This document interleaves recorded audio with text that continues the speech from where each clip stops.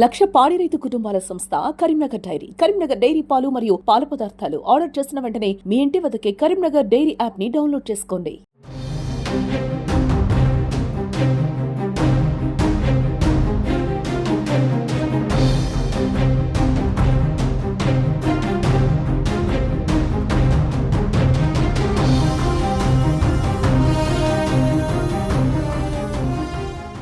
Karimnagar collectorate ముందు ఒక వికలాంగుడు నిరసన ప్రదర్శన చేపడుతున్నాడు.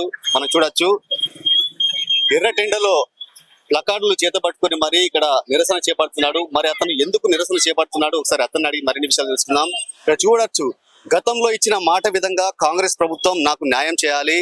2016 నుండి ఇప్పటికీ ఎంతో మంది అధికారులను వేడుకున్నా వికలాంగుడు అని పట్టించుకోవడం లేదని తన ఆవేదన వెలిపిస్తున్నాడు.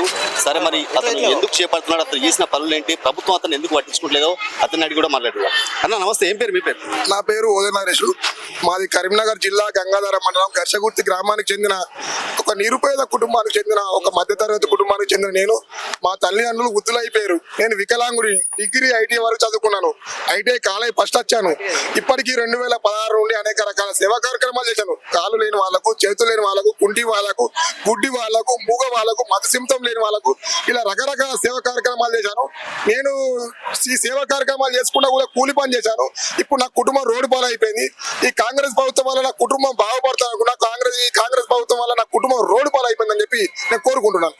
తెలంగాణ ఉద్యమంలో మీరు అంటే పోరాడిరని చెప్తున్నారు కదా, సో మరి అప్పటి ప్రభుత్వం మీకు ఏమైనా హామీలు ఇచ్చిందా? మీకంటే మీకు ఏమైనా ఉద్యోగం ఇస్తాను మాట ఇచ్చిందా?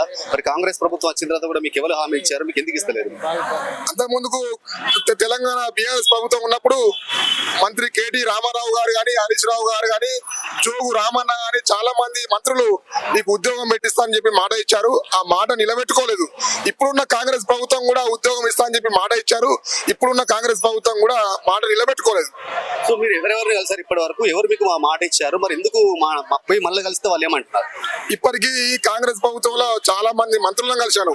మంత్రి పొన్నం ప్రభాకర్ గాని, తుమ్మల నాగేశ్వరరావు గాని, ఎమ్మెల్యే మేడిపల్లి సత్యం గాని, దుద్దిల శ్రీధర్ బాబు గాని, కొండ సురేఖ గాని, ఆల్ మినిస్టర్ మంత్రి సీతక్క గారు గాని చాలా మంది కలిశారు. రేవంత్ రెడ్డి కలుద్దాం పోయేసరికి ఒక 50 అడుగుల దూరంలో గన్మెన్లు నూకుపారేశారు.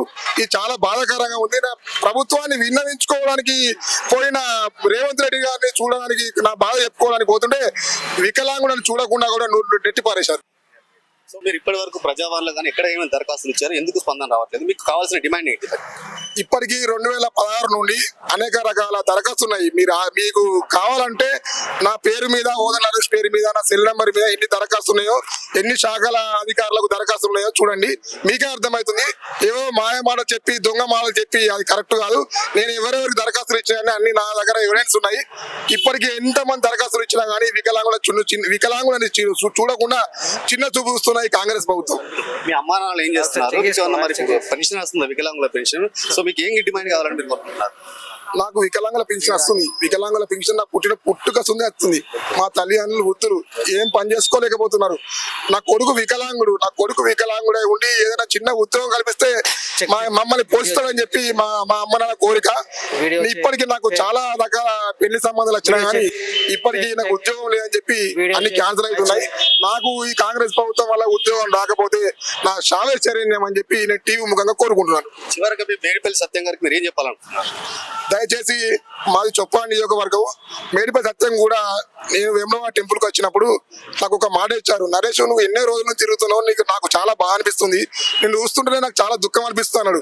మన ప్రభుత్వం గెలిచిన తర్వాత ఖచ్చితంగా వేములవాడ రాజరాజ స్వామి టెంపుల్లో దైవ సాక్షిగా ప్రమాణమే చెప్తున్నాను, నీకు తప్పకుండా గెలిచిన తర్వాత ఉద్యోగం పెట్టిస్తాను మాట ఇచ్చాడు. నేను కూడా సానుకూలంగా స్పందించాను.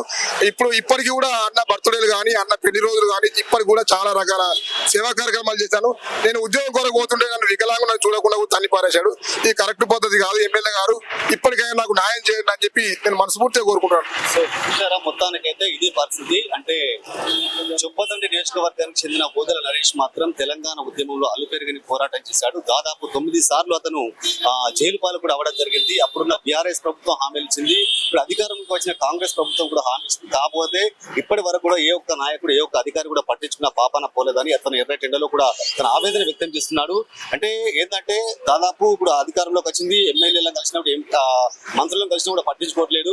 అది వికలాంగుని నువ్వు కేవలం పెన్షన్ మీద వస్తున్న మా తల్లిదండ్రులు మాత్రం వృద్ధులు. సో నాకు ప్రభుత్వం ఏదైనా న్యాయం చేసి ఉద్యోగం కల్పిస్తే మాత్రం ఈ ప్రభుత్వానికి రుణపడి ఉంటా, నాకు తోచిన సేవా కార్యక్రమాలు చేస్తా. ఈ ఒక్కసారి నన్ను మేడిపల్లి సత్యం గారు చొరవ తీసుకొని నాకు ఒక ఉద్యోగం కల్పించాలని కూడా కోరుకోవడం జరుగుతుంది. కెమెరా పర్సన్ సాయితో శ్రీనివాస్, మంచి కరీంనగర్.